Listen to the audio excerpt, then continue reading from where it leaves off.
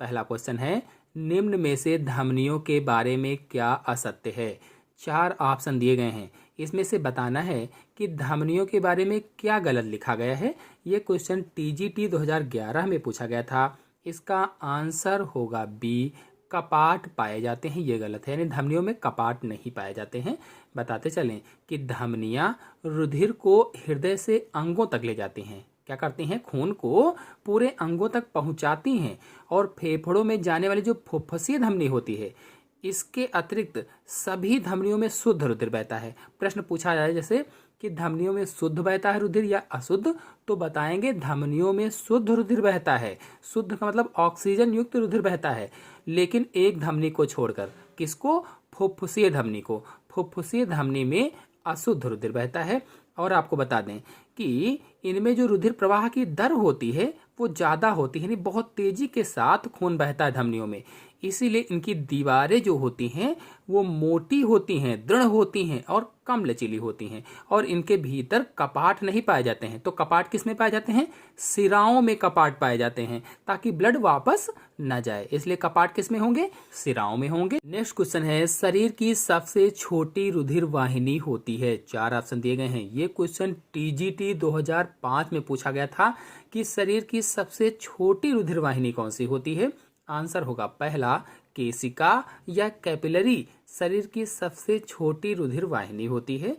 बता दें, अगर सबसे बड़ी पूछी जाती है, यहीं पर अगर पूछ लेते कि सबसे बड़ी रुधिर वाहिनी कौन सी होती है, तो हृदय से निकलने वाली सबसे बड़ी रुधिर वाहिनी महाधमनी होती है, अरोटा होती है।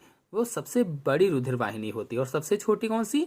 सबसे छोटी रुधिर वाहिनी केशिका या कैपिलरी होती है। और केशिका या कैपिलरी में पेशी दीवार अनुपस्थित होती है, इसमें पेशी दीवार नहीं पाई जाती है।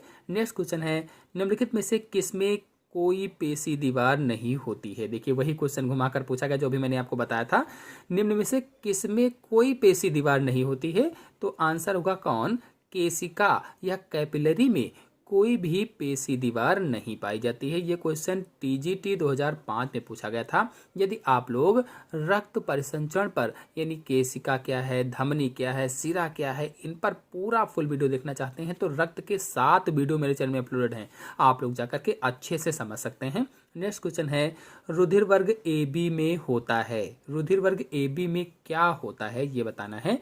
4 ऑप्शन दिए गए हैं, इसमें से ऑप्शन सही होगा बी, कोई प्रतिरक्षी नहीं होता है। रुधिर वर्ग जो ए बी होता है, इसमें कोई भी प्रतिरक्षी या कह लीजिए एंटीबॉडी नहीं होता है। कहने का मतलब ये हुआ कि रुधिर वर्ग ए बी में जो आरबीसी होती हैं, रेड ब्लड कार्पल्स होती हैं, लाल रक्त कणिकाएं होती हैं, इनकी कला पर ए और बी दोनों प्रतिजन होते हैं, दोनों एंटीजन पाए जाते हैं, लेकिन इसके प्लाज्मा में कोई भी प्रतिरक्षी या एंटीबॉडी नहीं पाया जाता है। और इसीलिए ए बी रुधिर वर्ग वाला जो व्यक्ति होता है, ए बी रुधिर वर्ग वाले व्यक्ति किसी भी रुधिर वर्ग वाले व्यक्ति से रुधिर आदान कर सकते हैं। कहने का मतलब ये हुआ कि ए बी रुधिर वर्ग वाला सर्वग्राही होता है, सभी का ब्लड ले सकता है। सर्वग्राही यानी सभी का ले सकता है, यूनिवर्सल होता है।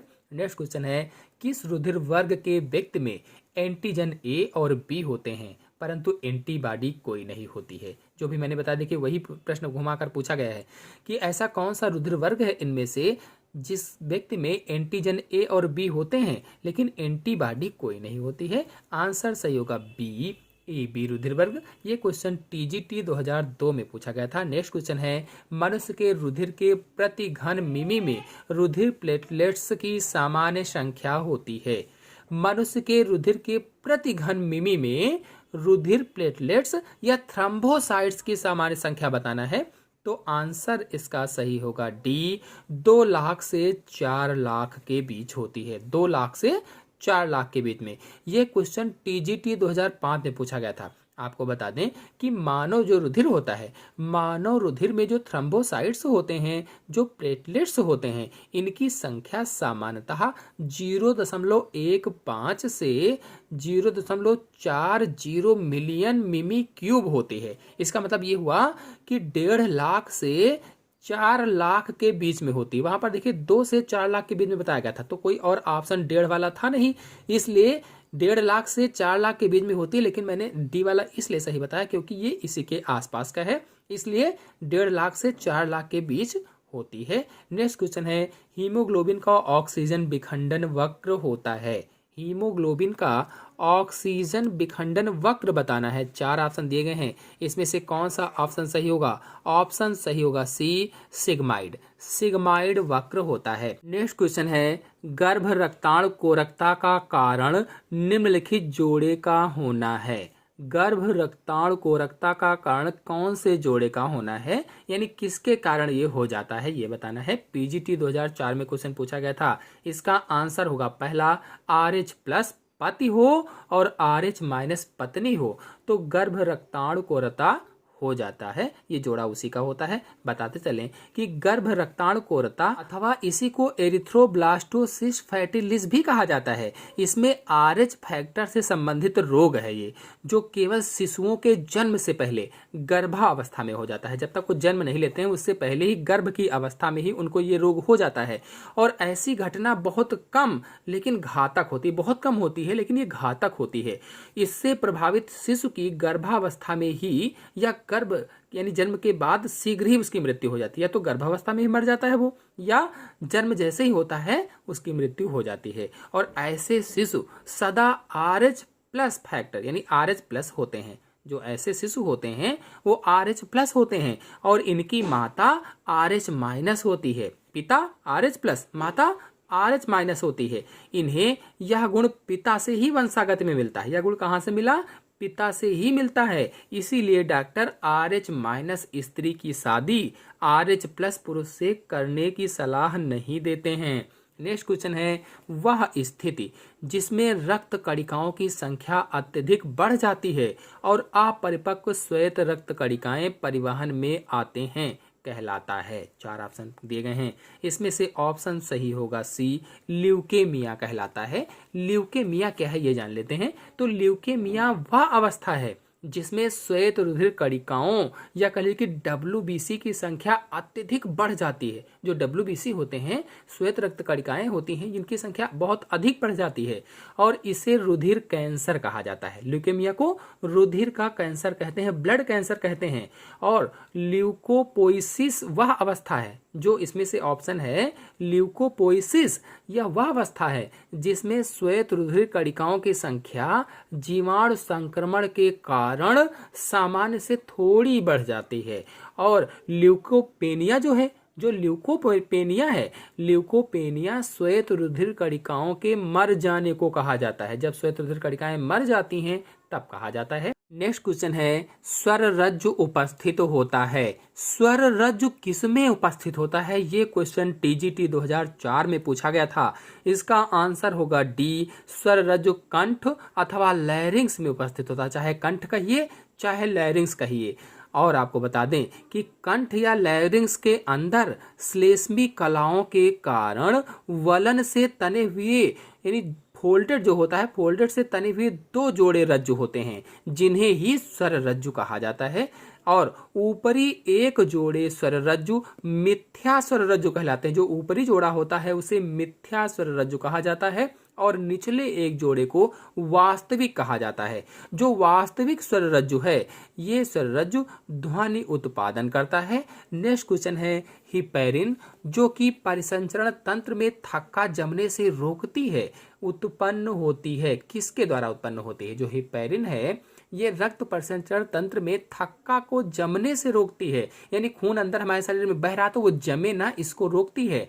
तो इसमें से किसके द्वारा उत्पन्न होती है? 4 ऑप्शन दिए गए हैं। ऑप्शन सही होगा सी, बेसोफिल्स के द्वारा उत्पन्न होती है। बेसोफिल्स, बता दें कि बेसोफिल्स कोशिकाएं रुधिर में सबसे कम मात्रा में पाई जाती हैं, सबसे कम मात्रा में होती हैं और इसके द्वारा हिस्टामिन, सीरोटोनिन, हिपैरिन का स्रावण होता है। और इनमें से जो हिपैरिन है ये परिसंचरण तंत्र में रक्त का थक्का जमने से रोकती है। नेक्स्ट क्वेश्चन है, रुधिर वाहिनियों में रुधिर का थक्का जमना रुका रहता है किसके द्वारा? देखिए प्रश्न को बताया गया है, अभी मैंने बताया है उसी पर आधारित प्रश्न है ये।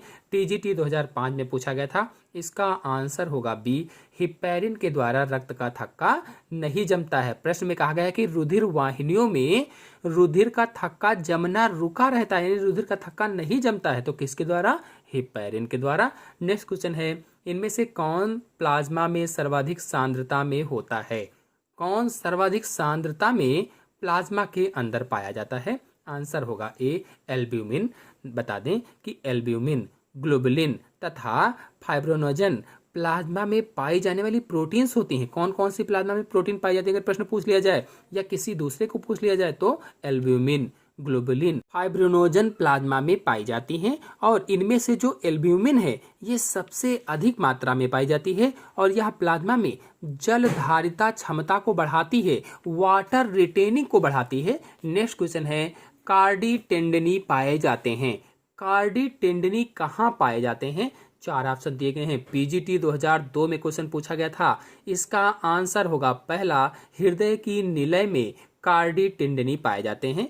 बता दें कि कार्डी टेंडनी हृदय के निलय में पाए जाते हैं और जो निलय होता है, जो वेंट्रिकल होता है, इसकी पैपिलरी जो पेशियां होती हैं वो त्रिवलनी होती हैं और द्विवलनी भी होती हैं। त्रिवलनी और द्विवलनी कपाट की दीवारों द्वारा कोलेजन की डोरियों से जुड़ी रहती हैं। किससे? कोलेजन की डोरियों से जुड़ी रहती हैं, जिन्हें कार्डी टेंडनी कहा जाता है। नेक्स्ट क्वेश्चन है, कार्डी टेंडनी पाए जाते हैं किसमें? 4 ऑप्शन दिए गए हैं। इसमें से ऑप्शन से होगा सी, हृदय के निलय में कार्डी टेंडनी पाए जाते हैं। नेक्स्ट क्वेश्चन है, स्फैग्नोमैनोमीटर से नापते हैं। स्फैग्नोमैनोमीटर से क्या नापा जाता है? टीजीटी 2002 में क्वेश्चन पूछा गया था। इसका आंसर होगा बी, रुधिर दाब यानी ब्लड प्रेशर को नापा जाता है। किससे? स्फैग्नोमैनोमीटर से। तो स्फैग्नोमैनोमीटर से रुधिर दाब को यानी ब्लड प्रेशर को नापते हैं, जबकि स्फैग्मोमीटर जो होता है, स्फैग्मोमीटर से नब्ज दर मापी जाती है। नेक्स्ट क्वेश्चन है, रक्त प्रवाह को नियंत्रित करने वाला मुख्य कारक है।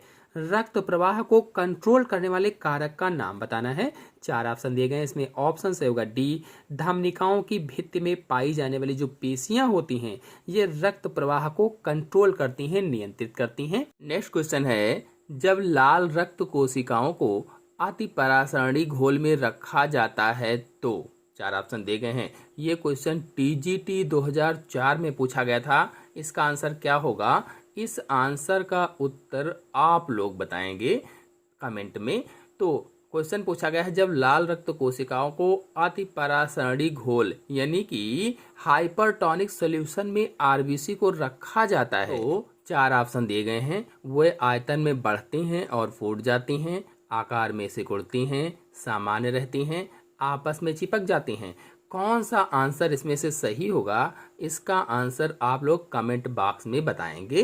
तो आज के अंक में इतना ही। अगले अंक की जानकारी के लिए मेरे चैनल को सब्सक्राइब कर लीजिए और साथ में बेल आइकन को भी प्रेस कर लीजिए ताकि आने वाले वीडियो की नोटिफिकेशन आपको सबसे पहले प्राप्त हो जाए। धन्यवाद।